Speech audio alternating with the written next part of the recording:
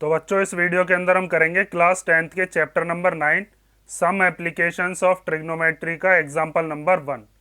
तो एग्जाम्पल 1 में हमें दिया है a tower stands vertically on the ground. एक टावर है जिसको वर्टिकली ऐसे सीधा 90 डिग्री के एंगल के साथ हॉरिजॉन्टल के साथ खड़ा किया गया है। तो पहले एक हम टावर बना लेते हैं ग्राउंड पर। तो ये मान लिया अपने, ये हो गया एक ग्राउंड, और इस ग्राउंड के ऊपर ये हमने क्या बना दिया, एक टावर बना दिया। ठीक है। तो यहाँ पर वर्टिकल खड़ा हुआ है, तो इसका मतलब यहाँ पर ये कितने डिग्री का एंगल बना रहा होगा, 90 डिग्री का।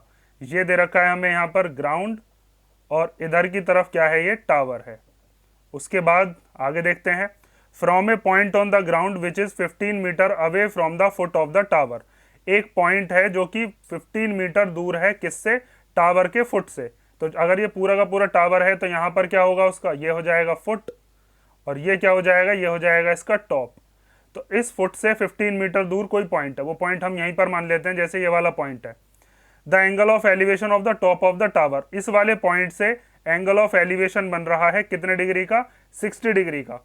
तो मैंने आपको एंगल ऑफ एलिवेशन के लिए बताया था कि उसको हम ऊपर की तरफ बनाते हैं। जब भी एंगल ऑफ एलिवेशन बनता है तो वो हॉरिजॉन्टल लेवल के साथ जो एंगल बनाता है वो ऊपर की तरफ बनाता है। उसके लिए आपको अपनी गर्दन ऊपर की तरफ करनी पड़ेगी, अपना हेड ऊपर उठाना पड़ेगा। जैसे अगर ये हॉरिजॉन्टल लेवल है, अगर हम ऊपर वाली किसी चीज को देख रहे हैं तो लाइन ऑफ साइट और हॉरिजॉन्टल लेवल के बीच में क्या बनता है, एंगल ऑफ एलिवेशन। तो यहाँ पर इस पॉइंट से आप टॉप पे जब देखोगे तो आपको ऊपर की तरफ ही देखना पड़ेगा, आपको अपना जो हेड है उसको रेज करना पड़ेगा। तो इसीलिए यहाँ पर ये वाला जो एंगल है ये कितने डिग्री का दे रखा है, ये हो जाएगा 60 डिग्री का। तो ये एंगल हमने बना लिया, कितने डिग्री का है, 60 डिग्री। ठीक है। अब यहाँ पर इसका नाम दे लो अपनी तरफ से कुछ भी, जैसे मान लीजिए इस पॉइंट का नाम हो गया ए, यहाँ पर हो गया बी पॉइंट, और इधर क्या हो गया, सी पॉइंट। हमसे ये बताया कि यहाँ से यहाँ तक ये जो पॉइंट है, ये वाला जो पॉइंट दे रखा है, ये फुट ऑफ द टावर से कितनी दूर दे रखा था, ये दे रखा था 15 मीटर दूर। तो इसका मतलब यहाँ से यहाँ तक ये कितना हो गया, ये हो गया 15 सेंटीमीटर। आगे देखते हैं, find the height of the tower. हमें बताना है कि ये जो टावर है इसकी हाइट कितनी है। तो इसको निकालने के लिए आपके पास क्या क्या चीजें हैं। इस ट्राइंगल के अंदर हमारे पास एक साइड दे रखी है, एक एंगल दे रखा है, यही दोनों चीज हमें चाहिए। हम रेशो देख लेंगे कि बस हमें कौन सा रेशो लगाना है, उसी के हिसाब से हमारी ये जो ए बी वाली जो हाइट है वो आ जाएगी। तो मैंने आपको बता रखा है 90 डिग्री के सामने वाली जो साइड होती है, 90 डिग्री के सामने वाली साइड को हम क्या कहते हैं, ये हो गया परपेंडिकुलर। 90 डिग्री के जो सामने वाली साइड, सॉरी, जो एंगल दे रखा होता है उसके सामने वाली साइड को क्या कहते हैं, परपेंडिकुलर। 90 डिग्री के सामने वाले को क्या कहते हैं हम, हाइपोटेनियस। और जो यहाँ पर इस एंगल के एडजेसेंट साइड होती है, जो लगी हुई साइड होती है, उसको क्या कहते हैं हम, बेस। तो हम परपेंडिकुलर और बेस का रेशो देख लेंगे। परपेंडिकुलर और बेस का रेशो टेन में भी आता है, कॉट में भी आता है, आप कोई सा भी लगा सकते हो। बस आप ये ध्यान रखना, ये जो 60 डिग्री दे रखा है, जिस भी एंगल के बारे में बात हो रही है, जो भी एंगल ऑफ एलिवेशन है, उसके सामने वाला एंगल साइड जो होगी वो क्या कहलाएगी, परपेंडिकुलर कहलाएगी। तो पहले जो चीज आपने इसमें मानी है उसको लिखोगे। ये नहीं है कि डायरेक्ट लिखना शुरू कर दिया कि टेन, मान लो सी एंगल है 1060 और फिर लगा दिया। पहले पूरा की पूरी चीज लिख कर दिखाएंगे हम कि हमने मान लिया यहाँ से यहाँ तक ये जो हाइट है, let the height of the tower वो कितनी है, वो है हमारे पास ए बी सेंटीमीटर। ठीक है, यहाँ से यहाँ तक ये ए बी वाली लेंथ हमें निकालनी है। और ये डिस्टेंस दे रखा है यहाँ से यहाँ तक, उसको भी लिखते हैं। हमें दे रखा है distance of the point from the foot of the tower, from the foot of the tower. और उस वाले डिस्टेंस का नाम क्या है, वो डिस्टेंस है यहाँ से यहाँ तक सी बी, और वो कितना है, वो है अपने पास 15 सेंटीमीटर। और क्या दे रखा है, ये वाला एंगल दे रखा है, इसका नाम क्या है, angle A C B.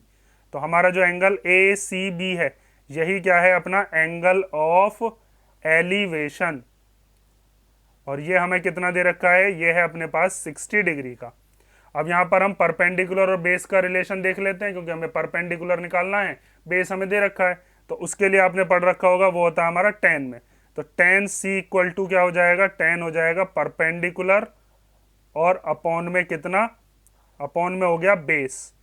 Ten पता है ना आपको, टेन क्या होता है, जब हमने शॉर्ट ट्रिक पढ़ी थी, पी बी पी अपॉन में एच एच बी। तो यहाँ पर होता था अपना क्या, टेन थीटा। तो टेन क्या होता है, परपेंडिकुलर अपॉन बेस। प्यारे बेटा पप्पू हौले हौले बोल, इसमें हमने यहाँ पर पढ़ा था साइन होता है, इधर होता है कॉस, और यहाँ पर क्या होता है टेन। तो टेन वाला हमने लगा लिया। अब टेन सी, सी का मतलब है जो भी एंगल दे रखा है हमें, तो वो एंगल कितने का है, वो है 60 डिग्री। तो यहाँ पर आप लिख दोगे टेन 60 डिग्री। परपेंडिकुलर क्या होता है, परपेंडिकुलर होता है एंगल के सामने वाली साइड। तो एंगल के सामने वाली साइड कौन सी दे रखी है हमें, ए बी, जो हमें फाइंड आउट करनी है। और बेस होती है जो इसके एडजेसेंट साइड है, वो कौन सी है, वो है सी बी। हाइपोटेनस का कोई काम ही नहीं है, उसको हमें निकालना ही नहीं है। तो यहाँ पर टेन 60 की वैल्यू आपको पता होगी। अब तक तो आपने बहुत सारे क्वेश्चन कर लिए, पिछला जो चैप्टर है उसमें भी हमने यूज़ करी थी। टेन 60 √3 होता है। ए बी हमें फाइंड आउट करनी है, उसको ऐसे ही लिख लिया। और सी बी जो है वो हमें दे रखा है कितना है, 15 सेंटीमीटर। तो यहाँ पर 15 आ गया। ये 15 इधर डिवाइड का इधर चला जाएगा इसके मल्टीप्लीकेशन में। तो ये हो जाएगा 15 √3 किसकी वैल्यू, ए बी की वैल्यू। अगर √3 की वैल्यू क्वेश्चन में देता है तो आप रख देना, वरना यही आपका फाइनल आंसर है।